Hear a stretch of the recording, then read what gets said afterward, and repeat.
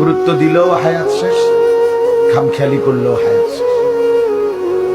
কাজে লাগাইলেও জিন্দিগি শেষ, কাজে না লাগাইলেও জীবন শেষ।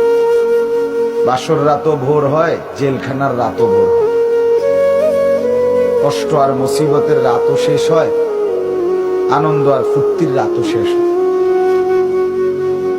এবং জীবনটা আমাদের ওয়ান ওয়ে, একমুখী রাস্তা, যেটা কেবল সামনের দিকেই যেতে হয়, ওই বরাবর, আর পিছন দিকে আসা যায়। এইখানে আমরা যারা কল্পনা করেন, আমরা যারা বসেছি, কেউ ইচ্ছা করলে আজকের দুপুরে আমরা আর ফিরে যাইতে পারবো? কোনো সুযোগ, কোনো যোগ্যতায়।